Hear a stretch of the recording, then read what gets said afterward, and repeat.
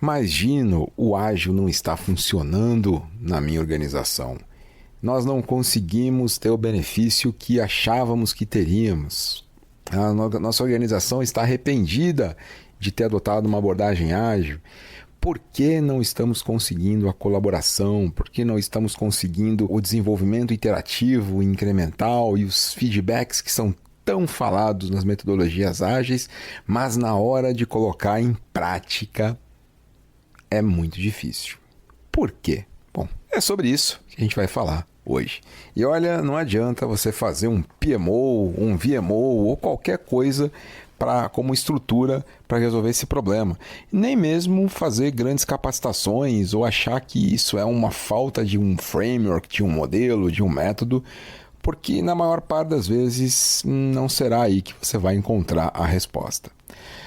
Bom, a resposta para essa pergunta talvez ela esteja muito mais longe do que a gente pode imaginar. A resposta para essa pergunta talvez esteja na epistemologia. Não sei se esse termo é comum para você, mas vem do grego episteme, que significa conhecimento ou ciência, e logia, que significa o estudo de. Então, portanto, a epistemologia é literalmente o estudo do conhecimento. De onde vem o conhecimento? Como o conhecimento é adquirido? Bom, para isso a gente tem que lembrar de que uma organização ela não existe por existir. Ela existe para resolver um problema. E esse problema, muitas vezes, ele é materializado na nossa missão. O que é a missão da minha organização? É o grande problema que a sua organização se propôs a resolver. E muitas vezes esse problema não tem solução. Pelo menos não nessa era. Às vezes você vai querer organizar as informações do mundo, ou acabar com a fome, ou tornar a educação disseminada e disponível para todas as pessoas.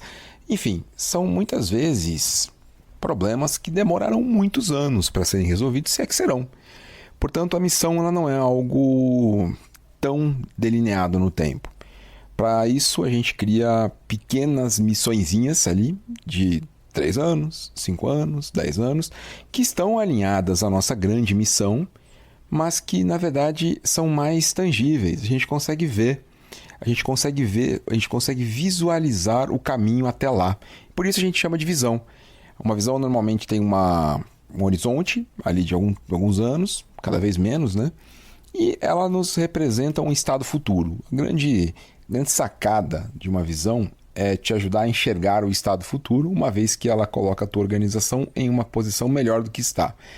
A caminho da sua missão, a visão é o seu próximo estado. Então imagina que você tem ali a missão de promover o compartilhamento global do conhecimento acessível a todas as pessoas do planeta. Bom, isso não é uma coisa simples de se fazer. Qual é o seu próximo passo? Entre o estado que você está hoje e o estado ideal da sua missão, qual é o próximo passo que você vai andar? Essa é a sua visão. Então, grande problema, missão. Um problema menor, visão. E alcançar esse problema menor também envolve esforço, né? E esse esforço, muitas vezes, ele é empenhado por meio de projetos. Então, quando nós precisamos criar um projeto, esse projeto ele é criado para resolver um pequeno problema que me permitirá resolver um problema um pouco maior, que me permitirá resolver um problema um pouco maior, que me permitirá resolver o problema da minha missão. Ou seja, a gente está falando de uma decomposição de problemas, resolver pequenos pedaços de um problema, esperando que ele nos ajude a resolver um problema maior. Bom, e aí é onde entra a tal da epistemologia? Ela aparece a partir do momento que nós precisamos fazer a pergunta de onde eu vou buscar o conhecimento que eu preciso para resolver esse problema. Então, quando você tem um projeto para executar na tua organização, você tem um problema a resolver. O projeto também não é um fim em si mesmo, como a gente acabou de falar, e a tua pergunta é onde eu vou buscar conhecimento para isso. E é justamente aí que mora o sabiá. Porque o paradigma que nós temos utilizado para a geração de conhecimento, e isso já há bastante tempo, viu? Não é só de agora, não. É há bastante tempo. É o paradigma cartesiano, né? É o paradigma dedutivo. A gente parte do geral para o específico. E a gente pode ver por exemplo, isso acontecer de uma maneira muito clara no ensino. Quando nós dividimos a formação de uma pessoa em pedaços. A estrutura curricular fragmentada, ela é inspirada na abordagem cartesiana de René Descartes de decompor o todo em partes, e o currículo escolar é frequentemente dividido em disciplinas menores, especializadas como matemática, ciências, línguas, e essa segmentação reflete a crença de que a especialização é detalhada em cada campo do saber formará uma pessoa com conhecimento, né? Além disso, avaliações quantitativas, métodos de ensino baseados em lógica e razão. E a razão, né, de Descartes, penso, logo existo, né? Então a razão, o racionalismo é muito forte. Estrutura hierárquica, autoridade no ambiente escolar, centralização do conhecimento. O conhecimento está centralizado em um professor, uma professora, e essa é a pessoa responsável por compartilhar, por passar esse conhecimento adiante. E o que acontece é que todo esse paradigma industrial, esse paradigma cartesiano, dedutivista, ele moldou a forma como a gente pensa. E as nossas organizações, elas também foram moldadas pelo mesmo paradigma. O que durante muito tempo funcionou. O problema é que esse paradigma, essa forma de conseguir conhecimento, com base no passado, com base na decomposição do todo em partes, na especialização, isso funciona para um determinado tipo de problema. Há outros tipos de problema que são justamente os problemas vivos, né? Os problemas que estão em constante transformação, os problemas que não há conhecimento suficiente no passado para a gente poder resolver. Então não adianta buscar o conhecimento no que aconteceu para tentarmos responder a esse desafio, porque esse desafio é novo ou originalmente novo, ou se faz novo a cada momento. Nesse caso, não é mais o dedutivismo que vai nos ajudar, mas o contrário, o indutivismo, que parte de uma premissa diferente, que parte de uma visão mais voltada, por exemplo, ao empirismo, né? Se nós formos olhar o paradigma do indutivismo e o empirismo, né, são abordagens filosóficas que valorizam outra coisa. Elas valorizam a experiência direta, a experimentação e a adaptação como base para a aquisição do conhecimento. Então não é mais a partir da especialização, mas a partir da experimentação e do aprendizado que vem fazendo.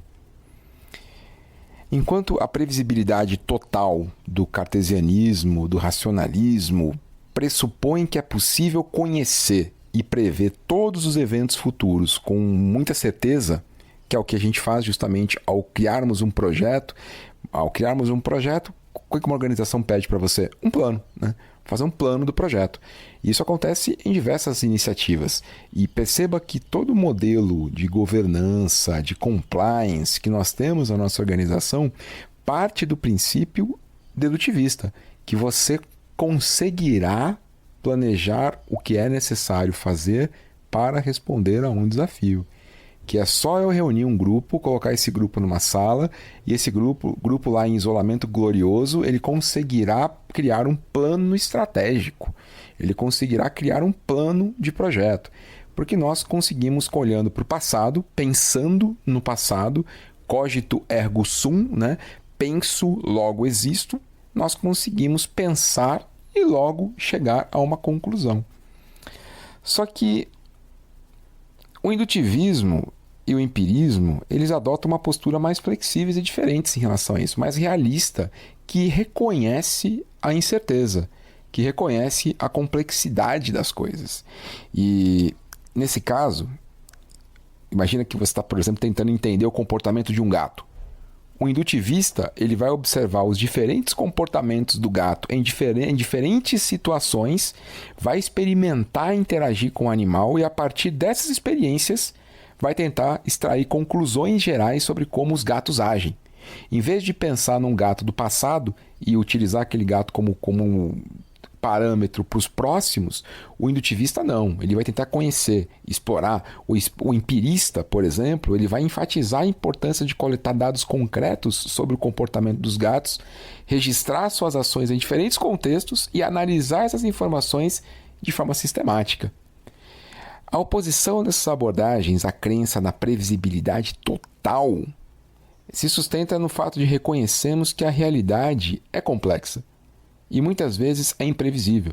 E mesmo com todas as observações e experimentos realizados, sempre há uma grande, cada vez maior margem de incerteza e de novas descobertas que precisam ser feitas. Em vez de buscar uma compreensão definitiva e infalível, o uso do empirismo, ele nos convida a navegar pela complexidade do mundo, aceitando essa incerteza, abraçando essa incerteza e reconhecendo que a aprendizagem é contínua e é parte integrante do processo de aquisição de conhecimento. Mas olha para dentro das nossas organizações. Elas não estão preparadas para realmente considerar o conhecimento como um ativo importante. Porque simplesmente não avaliamos isso nos processos de apuração de resultados. Imagina só o final do ano na tua organização, quando sobe uma vice-presidente para poder apresentar quais foram os resultados do ano. Quantas vezes você viu isso, além dos números, além das análises quantitativas, também apresentarmos os aprendizados? Isso não é realmente valorizado. Falamos, aí isso está presente no discurso, mas não nos dados reais que nós utilizamos ali para avaliar o desempenho da sua organização. A Bolsa de Valores não considera o aprendizado, ela considera os números, os resultados. E o problema é que os resultados, eles muitas vezes não consideram o aprendizado, porque o aprendizado só vai gerar resultado, talvez, no futuro. E isso não é possível de captar num primeiro momento.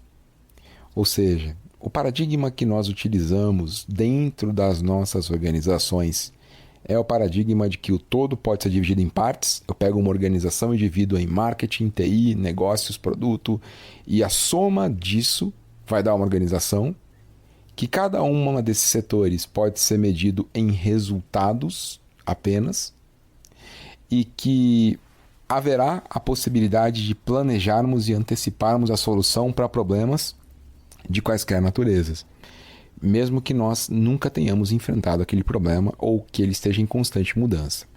Na dinâmica do século XXI, com uma série de eventos que nos colocam dentro de um terreno arenoso, por exemplo, o aquecimento global, o crescimento da tecnologia de uma maneira cada vez mais incrivelmente rápida, a sociedade conectada em rede, compartilhando valores, crenças e fazendo trocas desses valores, de histórias, em uma velocidade incrível, né? Quanto tempo levava para uma história sair de um lugar e chegar em outro lugar quando não tínhamos internet? Hoje as histórias elas fluem de uma maneira extremamente líquida.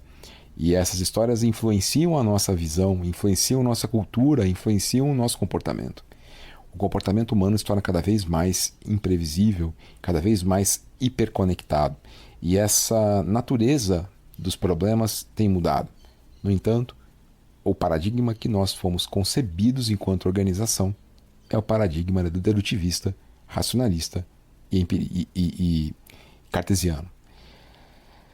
Mudar para um paradigma empirista, indutivista, e que considere o aprendizado como parte constante do processo, é um desafio.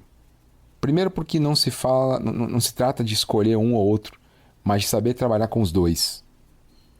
Segundo porque isso envolve a nossa quebra da polarização. Nós tendemos a escolher uma coisa em detrimento da outra.